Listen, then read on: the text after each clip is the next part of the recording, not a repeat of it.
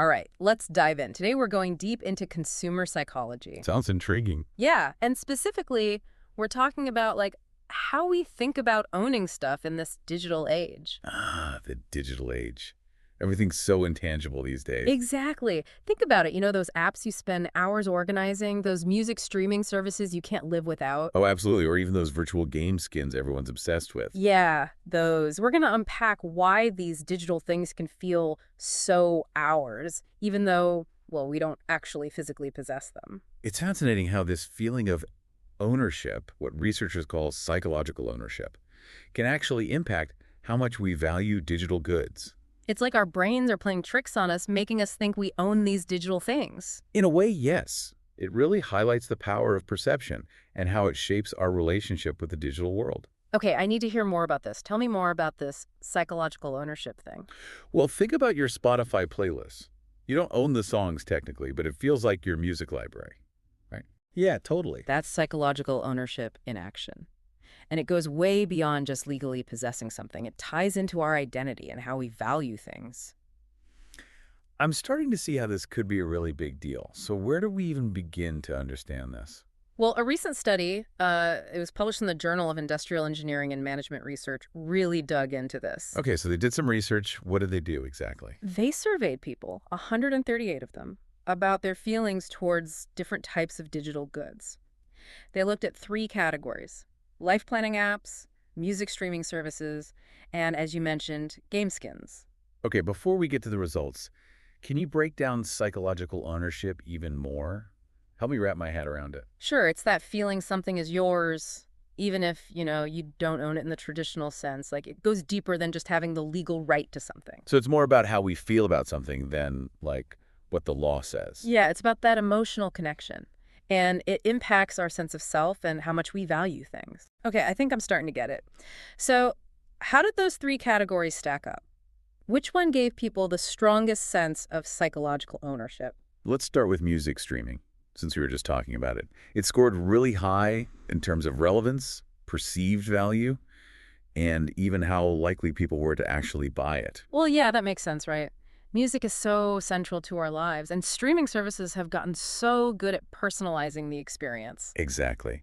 And that plays a huge role in why we feel such a sense of ownership over our music. It's like they're curating it just for us. It's true, those algorithms are pretty good at figuring out our tastes. It does feel like they're reading our minds sometimes. Yeah. And there's a lot of cool psychology at play here. For one, their self-identity theory. It basically says we see our possessions as extensions of ourselves. So, my carefully crafted workout playlist is more me than just any random bunch of songs. Exactly. Because you've put so much of yourself into creating it, it becomes part of who you are. Oh, I get that. What about, the social aspect? We share music with our friends, discover new stuff through them. You're right, that plays a big role too. It ties into social identity theory. The idea is that the groups we belong to shape our sense of self. So if my friends are all about a certain band, I might feel more connected to that music too. Exactly. And then there's this thing called the theory of planned behavior. It basically suggests our intentions are shaped by our attitudes, what's considered normal, and how much control we think we have. Like, if all my friends rave about a new music app and I can easily manage my subscription, I'm more likely to try it. Precisely. Our social circles and perceived control can really influence our choices. Okay, so music streaming is definitely winning in the psychological ownership game so far. But I'm curious about those life planning apps. How do they compare? Ready to keep going with this? Yeah, totally. Yeah. In the last part, we were talking about how music streaming taps into that sense of ownership. What about life planning apps? Good point. Life planning apps, yeah, they didn't score as high in overall popularity as music streaming did. I guess not everyone is a, hyper-organized planner type, right? True. But here's the thing. They actually had the strongest sense of psychological ownership out of the 3. Really? Why do you think that is? It's not like they're as universal as music. I think it's because they're so deeply integrated into our lives, our daily routines and our future goals. Oh, yeah. It's like we're entrusting them with, well, our entire lives. Schedules, goals, maybe even our secret hopes and dreams. Right. And I guess when you think about it like that, it makes sense that we feel such a strong connection to them. It's like handing over the reins to our digital selves. No wonder we feel so attached. But if I'm remembering the study right, even though people felt a strong sense of ownership, they weren't, like, willing to pay a lot for them. You're right. That's really interesting. Why is that? Well, maybe because a lot of life planning apps are free, at least to start. Or maybe it's because we're just not used to paying a lot of money for digital things yet.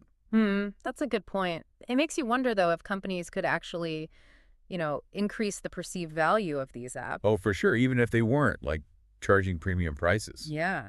Could they maybe leverage this strong sense of ownership to create an even deeper connection with their users? Absolutely, and that's where things get even more interesting, because the study also found that people who believe digital goods are just as valuable as physical ones. Okay, so like if I believe that my digital calendar is as valuable as a beautiful paper planner. Exactly.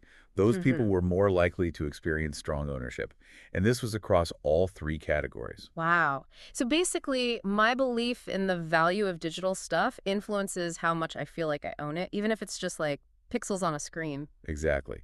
And this could have, like, huge implications as the lines between the physical and digital continue to blur. Think about, like, virtual reality or augmented Yeah. reality. It's like the digital world is becoming more real all the time. Yeah, exactly. And that belief in the value of digital goods is going to become even more important, you know? Companies could actually, like, tap into this, create really immersive experiences and More engaging products. totally. Yeah. And of course, potentially make more money. It really feels like we're moving into a whole new era of consumer psychology. Okay, so we've talked about the value piece. What else influences this sense of digital ownership? Well, another key finding was the idea of permanence. People who believe their digital purchases will actually last. Like, they're not going to just disappear one day. Right. They tend to feel a stronger sense of ownership. And this was especially true for those life planning apps, which makes sense. I mean, we're putting some pretty important info in those apps, right? Mhm. We need to know that our schedules, goals, even our memories are going to be safe. Yeah, it really boils down to control and security. Feeling like we have control over our digital stuff. Exactly. Just like we do with our physical stuff. Okay, get ready for this next one. This is the one that really blew my mind. Oh, I'm all ears. What is it?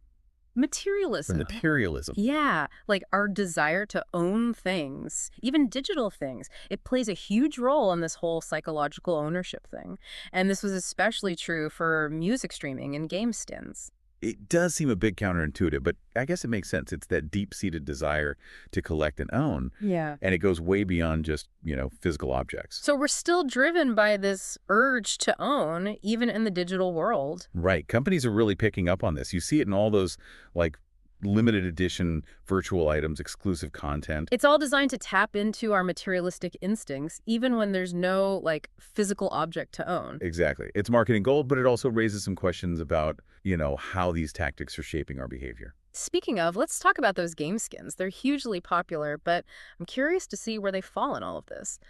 Okay, so game skins, where do they fit in with this whole ownership thing? Well, they're definitely popular, that's for sure.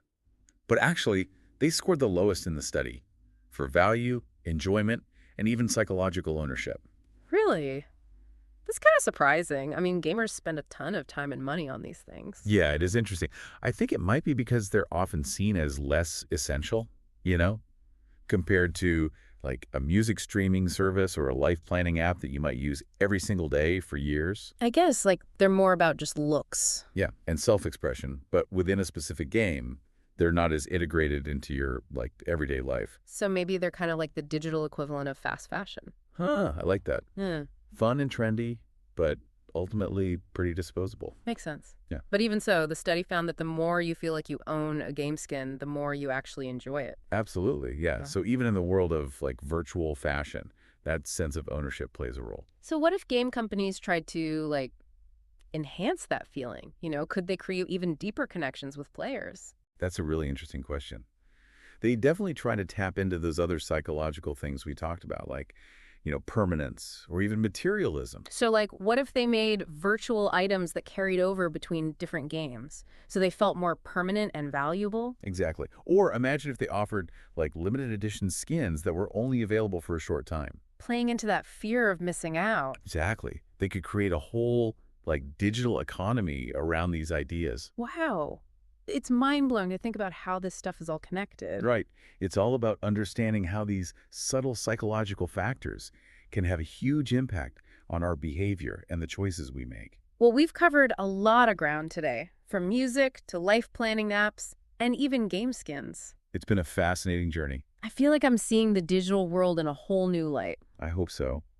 It's all about being aware of how these things influence us and making conscious choices about our digital lives. So it's not just about understanding this feeling of ownership, it's about using that knowledge to make better decisions. Exactly. And maybe even shaping a digital future Yeah. that, really benefits us. Absolutely. Well, thanks for joining us on this deep dive into the world of digital ownership. We hope you've learned something new and maybe even started to rethink your own relationship with all those digital things you love. It's been a pleasure. Yeah.